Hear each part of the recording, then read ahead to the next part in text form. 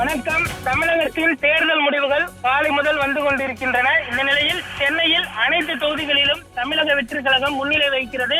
கொளத்தூர் தொகுதியில் முதலமைச்சர் மு.க.ஸ்டாலின் அவர்கள் பின்னடைவை சந்தித்திருப்பது அதிர்ச்சியை ஏற்படுத்தியிருக்கிறது. அதே போன்று சேப்பாக்கம் திருவல்லிக்கேணி தொகுதியிலும் உதயநிதி ஸ்டாலின் அவர்கள் பின்னடைவை சந்தித்திருக்கிறார். தொடர்ந்து சென்னையை பொறுத்தவரை 16 தொகுதிகளிலுமே தாவேகா முன்னிலை பெற்றிருக்கிறது. ஒரு சில இடங்களில் திமுக 2வது இடமும், ஒரு சில இடங்களில் அதிமுக 2வது இடமும் பிடித்திருக்கிறது.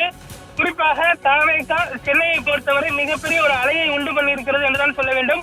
போட்டியிட்ட 16 இடங்களிலுமே தாவேகா வெற்றி பெறக்கூடிய ஒரு சூழல் தான் தற்பொழுது நிலவி வருகிறது.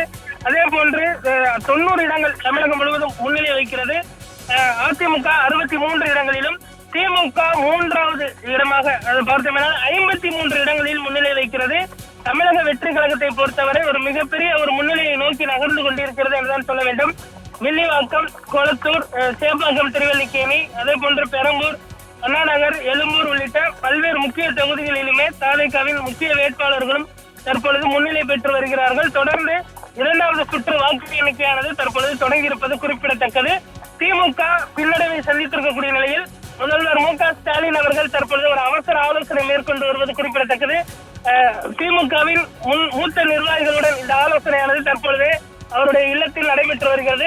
உதயநிதி ஸ்டாலின் அவர்களும் தற்பொழுது தேர்தல் முடிவுகளை உன்னிப்பாக கவனித்து வருகிறார். என்று சொன்னால் சேப்பாக்கம் திருவல்லிக்கேணி பொறுத்தவரையில் திமுகவின் கோட்டை.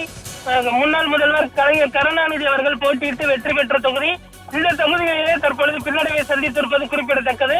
சென்னையில் வேளச்சேரி உள்ளிட்ட பல்வேறு தொகுதிகளிலுமே தற்பொழுது தாவேகா முன்னிலை பெற்று வருவது குறிப்பிடத்தக்கது.